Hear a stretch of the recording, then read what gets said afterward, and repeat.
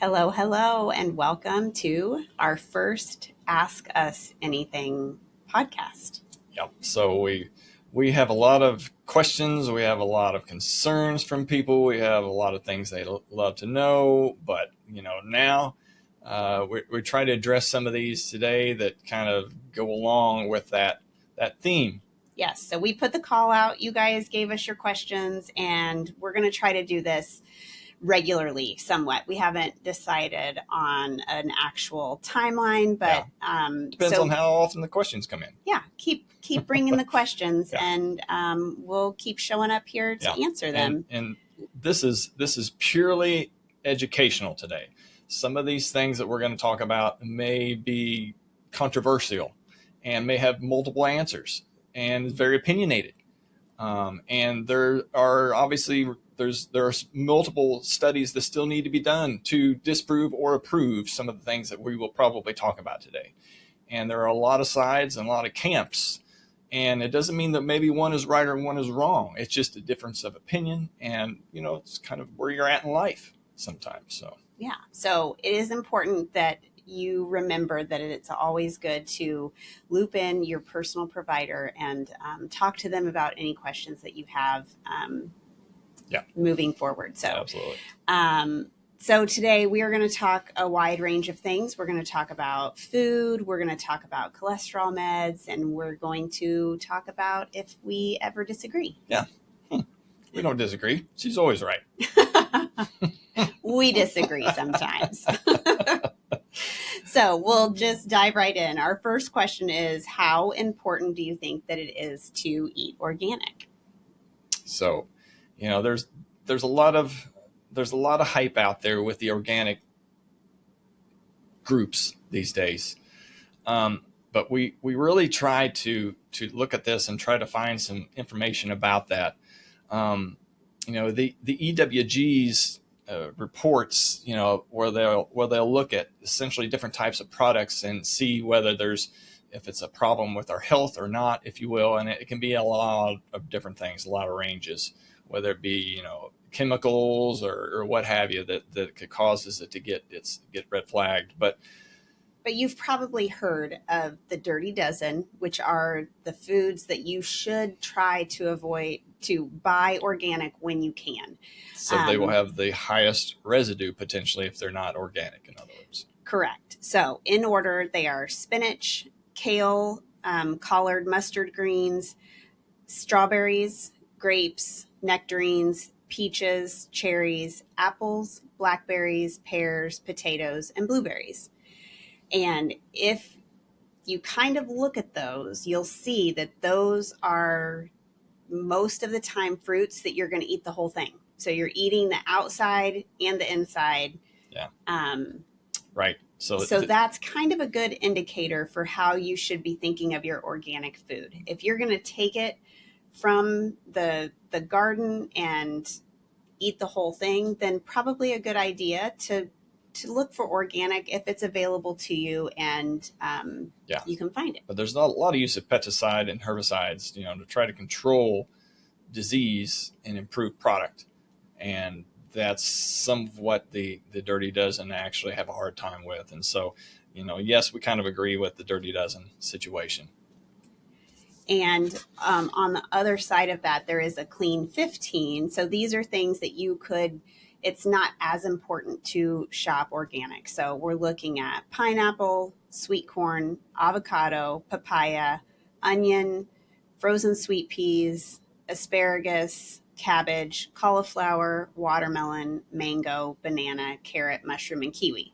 So again, you can see those are things that usually are going to get peeled before you eat them. So there's not as much risk of residue if you can't find organic. Right.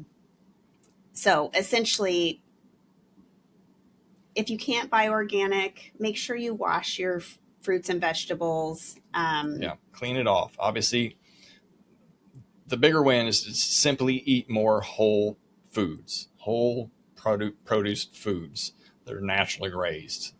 Yes, and this you can also bring in the idea of regenerative farming here, which means that the soil that your food was grown in is going to be higher quality and more nutritious, likely. So, food is a big deal.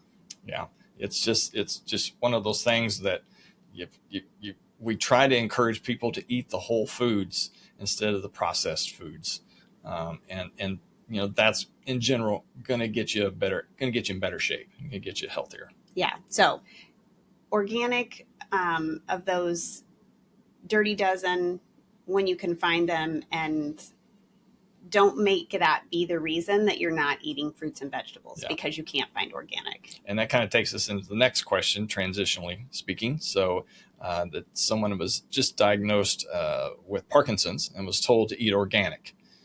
As their research on pesticide residue and whether it affects health. Yes, and kind of. Most of that research was done on occupational exposures. Right. So that would be farmers who are putting pesticides on their crops, like, in the process of working. Anytime we're dealing with chemicals like this, less exposure is better. Right. And it's not just Parkinson's. We don't want to make everybody think that that's the only thing you're going to get potentially if you have pesticides that you eat. So, but the occupational exposure is the strongest link. So individuals that are out there basically doing the work in the fields or raising these crops, those are the individuals that have the highest risk because they're having the highest exposures. I mean, there was a 2007 study that suggested that they found that occupational pesticide use did raise your Parkinson's risk by about 100 to 200%. So something to consider. But there again, there are a lot of studies that need to be done to look more specifically about the causes of Parkinson's disease. We know a lot of things that can trigger or that can be associated with it. Is it causal? Well, that's more studies are going to have to indicate that for us, I think. So essentially on this, if you're struggling with some kind of a disease process and you're looking at food, definitely talk with your provider and see what information they have and do your own research. Certainly there's a lot of noise out there, so it is hard. And I feel like sometimes it's really hard as an expert in the field to not have a hard and fast answer. Yeah. And we really don't have a lot of hard and fast answers because the truth is everyone is different. And we know there's obviously chemical exposure is an issue, and it's an interest to a lot of individuals. And they actually even there was a JAMA study back in 25, which last year that came out that says that, there's a higher risk of Parkinson's disease for people living within 1 to 3 miles of golf courses. Okay, well, does that mean everybody going to move from the golf course? Probably not. And it just brings up an interesting point, the fact that I know when we were on a bike ride across Missouri, driving by some of the fields where they are spraying the chemicals, it's like, oh my goodness, we can't believe we just showed up here and they're spraying these chemicals. So it's like it gets in your mind a little bit too. And if you can smell it and see it, you're probably getting exposed to it. So next question, are seed oils actually bad, or is this just internet hype? So good question. These are opinions, and you can take your own opinions for what you want. But at this point, my opinion is that it's hype. Seed oils are hype. Now, we've been in transition ourselves. We've updated our thoughts. We kind of got sucked into this hype at one point, because seed oils are often found in ultra processed food, which we know are not good for us. Right. Calorically dense. There's a lot of other extra products in these foods, so it kind of gets thrown in there. But there again, saturated fat avoidance is still a good thing to do. And seed oils are probably a better benefit than actually having the significant amount of saturated fat. I do agree with that. Okay. So seed oils by themselves, probably okay. Right. It's just Yes. the amount of food and the other things that go along with that types of foods, what's in that product that maybe also gets you in trouble. Yeah. So this would be things like canola oil, vegetable oil, those types of things. In our own kitchen, we choose to cook with olive oil, avocado oil, or coconut oil. Um, but that's our personal preference, and mostly around taste, honestly. Right. Yeah. It talks about a 2025 nutrients study of about 3,000 people found no link between blood linoleic acid and inflammatory markers. And then there was another study in 25 that found a higher linoleic acid tracked with a lower glucose, insulin, HOMA-IRs, and CRPs. So there are a lot of other inflammatory processes that may get improved because we've changed our dietary activity. So it's you can't throw the baby out with the bathwater, but it's certainly something that you can't drag down a seed oil just because of what you heard. Yes, but we will stand by ultra processed foods. Absolutely. Not good. Avoid those at all costs. Yeah, absolutely. Next question. What's the deal with natural flavors and all of these food additives? So, natural flavors. What is a natural flavor? Basically, they can put a natural flavor label on anything where they'll take out of nature, whether it be a spice or a dairy product or whatever. The problem is the processing with that and any added emulsifiers or agents like that, additives. So there's been a suggestion that natural processing can have up to 90% man-made additives done to that natural flavor before it hits the product. So something to think about. Yes, and I think this kind of takes us into the idea of marketing and food marketing, and how, in the 80s, everything was fat free. And if it said fat free on it, then it was good, Yeah, right? I mean, right. It's healthy. That's what I thought at the time. And, now things are labeled as gluten free and natural flavors and all of these things that kind of give us this false sense of security. And the truth is, what we really need to do is read the labels. And if you pick up a product at the grocery store and you look at the label and there's 20 ingredients and you can't pronounce half of them, put it probably, down. Put it down. But look for the emulsifiers, the dyes, and the preservatives, and there's research out there, but the research that is done on some of these products is done by the actual industry company themselves to market that product. So you have to be very careful with that. Yeah, and studies can be deceiving is the word I was looking for there. Studies can be deceiving because you could go out and probably find a study to tell you whatever you want. Absolutely. The answer to be. Oh, yeah. So in order to really read a study, you have to dig in and find out who funded the study, what exactly was being used. I mean, this was one of the big things that happened with hormone replacement, is that so many studies just say estrogen, and we don't know what they're talking about. We don't know if they're talking about the equine estrogen or estradiol. And Yeah. so those things can be deceiving. And so when people are giving you a lot of studies, you have to really dig into it. Right. Look in the fine print and see who paid for it. So, but the goal is still whole foods. Yes. And clean whole foods. And not perfectionism. Exactly. Or fear. Like, a lot of fear mongering. We don't want anybody going hungry because they can't find, Correct. Right. a thing. Right.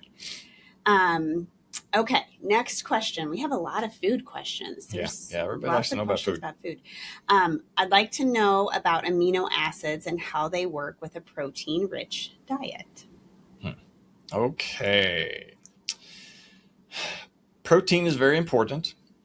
Yeah, we haven't ever talked about that. Yeah, that's that is something that we have hit over the head multiple times, and it still continues to rear its head. But obviously, you know, zero point 0.8 to 1 gram per pound of ideal body weight of protein a day is ideal. Spacing out the protein with 30 grams of protein per sitting is kind of the best way to trigger muscle tissue synthesis. Muscle tissue synthesis, its primary trigger is from leucine, one of the essential amino acids. That's an amino acid that our body does not make. There's 9 of them. But branched chain amino acids. Well, there's not 9 that our body doesn't make, right? Right. There's 9 essential amino acids that we have to eat. We have to eat those to be able to get those into our system. And how many? And our body doesn't make those. So what has to happen is that when we have those amino acids, then we trigger a process called mTOR.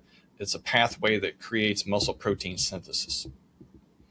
And so all of these essential, we actually need all the essential amino acids to make protein. I'm really going about this in a long-winded discussion. But leucine is the big guy. You know, we need 2.5 to 3 grams of that in a setting to trigger muscle tissue synthesis. And to get that, you need about 30 grams of a good protein, animal-based protein. When we eat plant proteins, it's about half as effective. So there's smaller amounts. There are certain types of plant proteins that do have higher levels of leucine. Soy-based, for instance, some of the better ones, tofu. But when we have those levels that we need in a plant protein, we have to eat about twice as much of that because it doesn't get absorbed as much and doesn't have the leucine content. So we have to mix it up a little bit. You have to get a little bit more variety in your plant proteins to be able to reach that level. So vegans, you know, they can do it, but it just takes more work.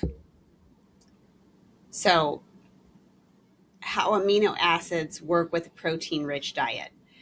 If you are getting 30 grams of protein per setting, you're probably getting the amino acids that you need in that setting of food. We frequently recommend branched chain amino acids as a supplement to patients. Which there's 3: leucine, isoleucine, and valine. Getting real specific about this, but that's branched chain amino acids. Okay. And so we recommend that because if those are missing, that muscle and tissue synthesis won't be initiated. Correct? If you're missing them, yeah, you won't get that benefit. So for you to do your exercise or activities and you want to build that muscle, you need these things. You got to fuel the body to be able to make the muscle, essentially. And a lot of us sometimes kind of come up short on our protein levels. And so by hitting the branched chain amino acids and throwing those in there, especially with creatine, then you're just going to really activate that process to make that muscle. And it's just easier. You're going to get better response and better results. And of course, when we get older, midlife and beyond, it's harder. We have anabolic resistance, so it's harder to make the muscle.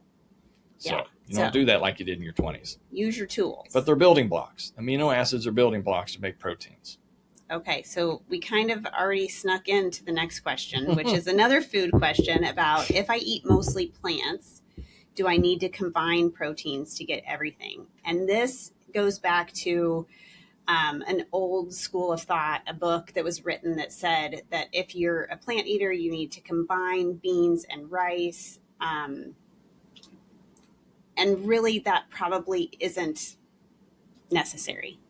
You can get complete plant proteins, which you mentioned soy already, but also quinoa's one, buckwheat, hemp. So there are complete plant-based proteins, and those eliminate the need to do some kind of extra combination. with that. Next question. Is intermittent fasting good or bad for women over 40?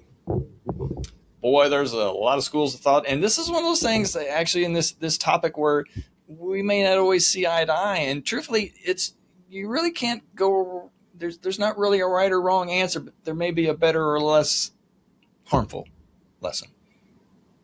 Maybe. I don't know. That's a better way of saying it. I would say that this is one of those things that is varied by person.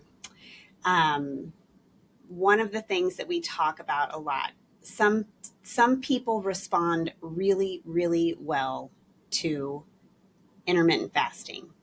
The important thing to note, this question is specifically asking about women over 40. And I think the important thing to note is that most of the intermittent fasting that people talk about is what men do for intermittent fasting. Correct. And women are different. We are not just small men. Right. And there's a great book by Cynthia Thurlow. It's Ep065, and it goes through the specifics about women and implementing intermittent fasting and how that should work. It's a great book, a really good tool, and certainly the other benefit of intermittent fasting is that it gives your body a break. So from the last calorie of one day to the first calorie of the next day, your body really gets that break from intaking food, and it lets the insulin rest and the gut heal. Yes. I mean, it really depends. When I sit back and look at this, whether a person needs to perform intermittent fasting, what is the goal? What are you trying to achieve? What are you trying to improve? What's the problem? Is it your insulin? Is it your caloric intake? Is it your gut lining? Is it it's a variety of different things, but the answer will depend upon what you're trying to achieve by asking that question.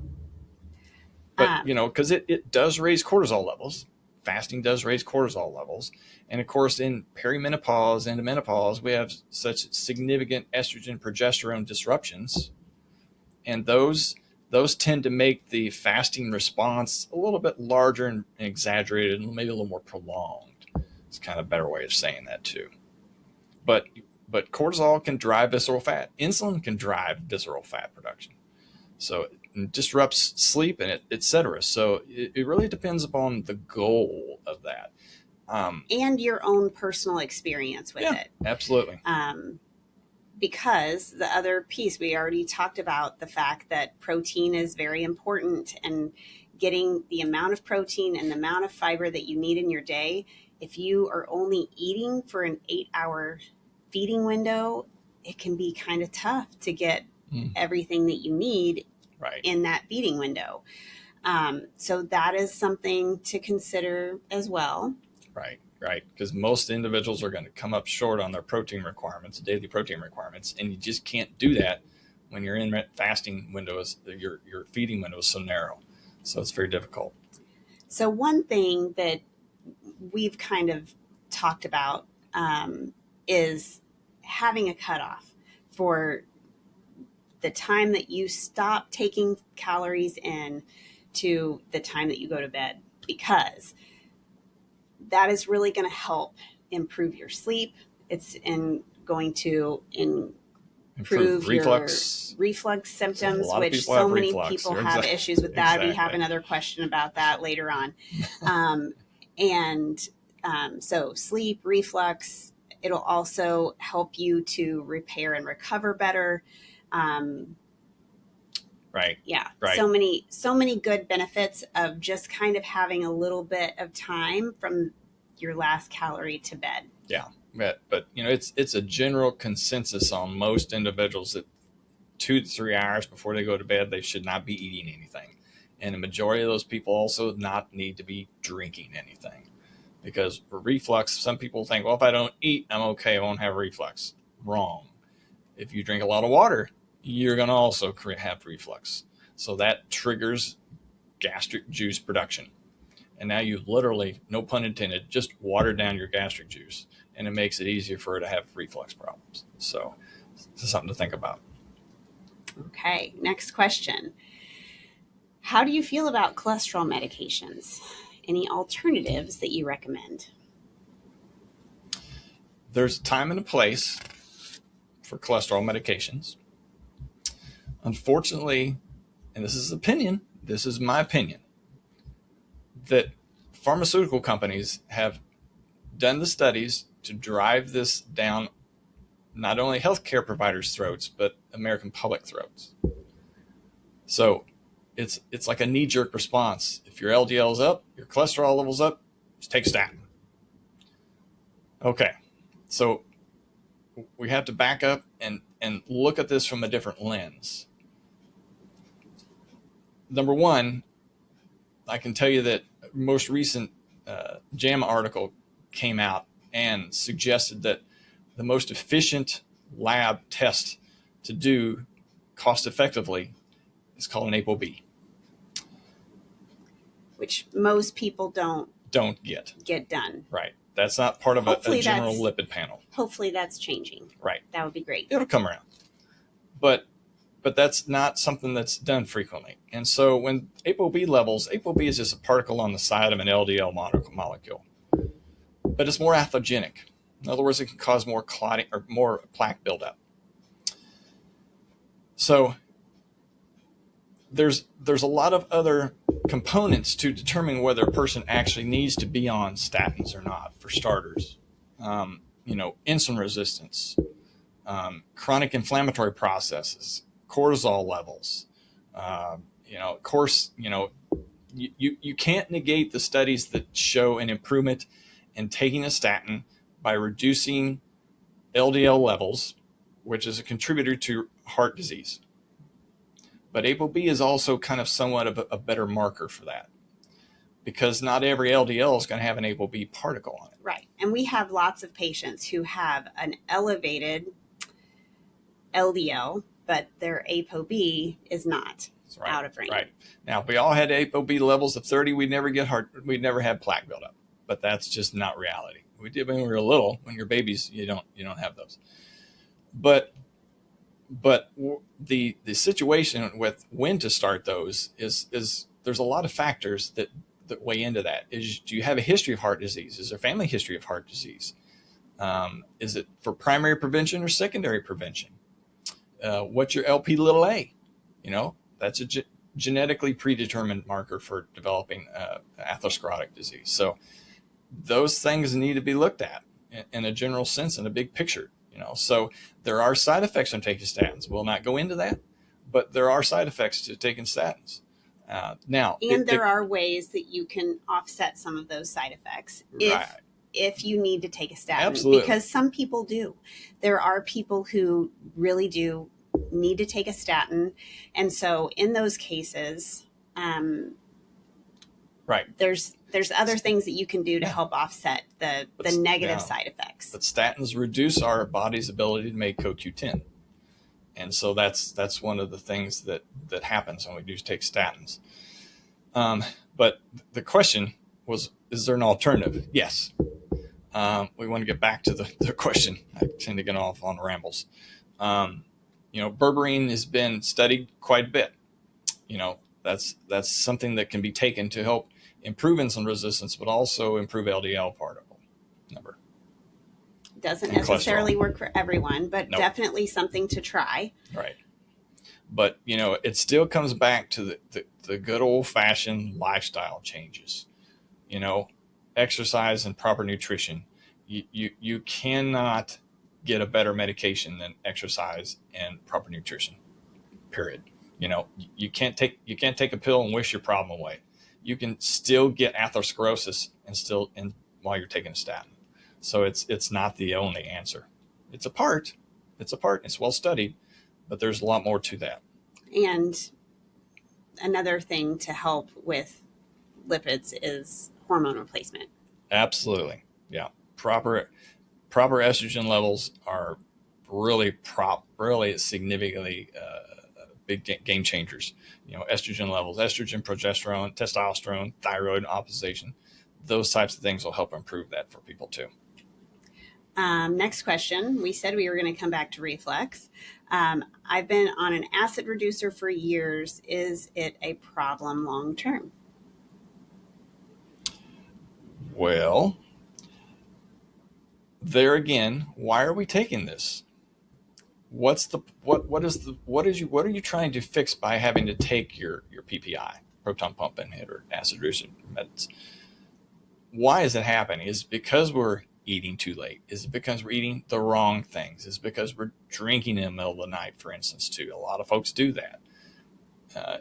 Stress causes reflux. Yeah, exactly. Oftentimes. Is there a problem with the gut lining? So PPIs, yes, there are problems with chronic reflux. You can get Barrett's esophagitis, which is a precancerous esophageal condition. And so you do need to have PPIs when you need to have them. But could there be an infectious problem in our gut that creates this chronic problem? Could it be a food sensitivity problem that's creating the reflux? So try to correct the problem so that we can not have to take the PPI. Can there be a problem if you have to take it? Yes, it will decrease absorption. Yes, it decreases calcium absorption, B12, magnesium, iron to an extent also. And you can have dysbiosis problems.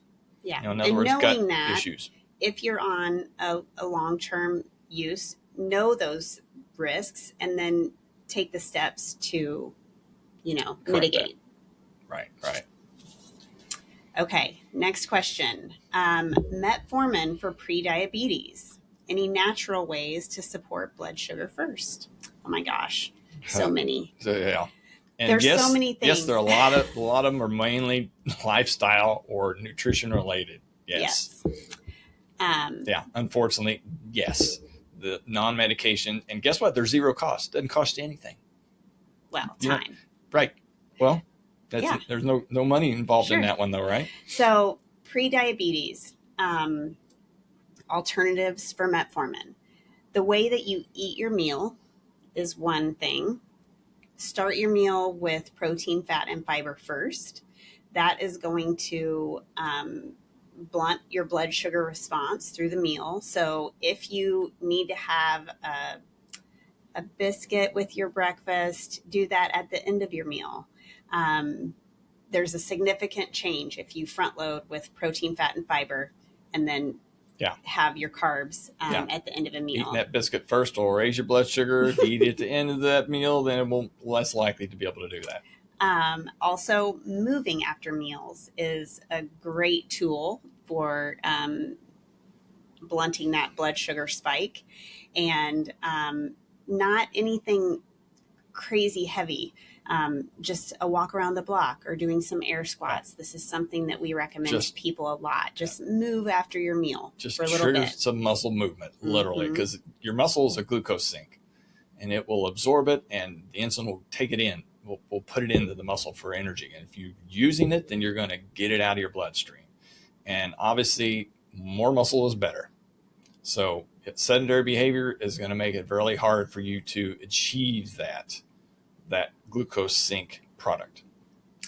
And all this being said, if you need metformin, that's okay too. The biggest drawback to metformin that I have heard is that it can cause some muscle weakness or inability to build muscle.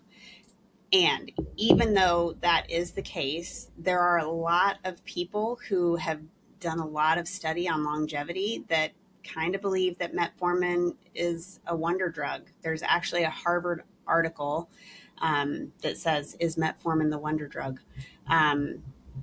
Because it's been shown to improve longevity in a lot of people. Yeah. So, and the problem is that we need a lot of human randomized trials to be able to really kind of look at a lot of this stuff. So some of these papers obviously are done on mice, so we need a little bit more information about that, of course. But metformin is something that can be used to offset that pre-diabetes and stop it from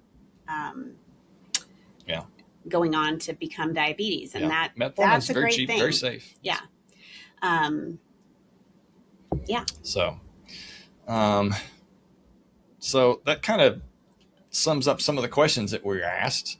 And then we were also given the opinion that maybe we have some lightning rounds, quick questions with short answers instead of the long drawn out ones that I typically try to do. Okay, Mark, coffee, yes or no? Yes. No question. Yes. It's safe. And as long as you don't take it too close to bedtime to disrupt your sleep, I'm okay with it. It's a good antioxidant. The biggest problem with coffee is everything that you mix in it. So right. Coffee is fine as long as it doesn't have caramel syrup and right. cream and it's not the coffee. It's the caramel syrup dessert in a cup problem. That's how that was done. That's funny. Okay, red wine. Nope. No, unfortunately. Yeah. No. There is no alcohol that's good for your system. Sorry. Is it yummy? Yeah. Heck yeah. I like it as much as the next person does. But I know what it would do to my sleep. And, alcohol is like sugar. It's going to create, glucose spikes, and insulin follows that.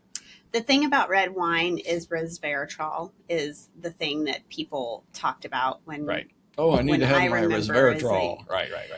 And there's just really not enough in red wine to really make a difference. Yeah, bathtub of red wine. Yeah, maybe you could probably get enough resveratrol, but can't do that every day.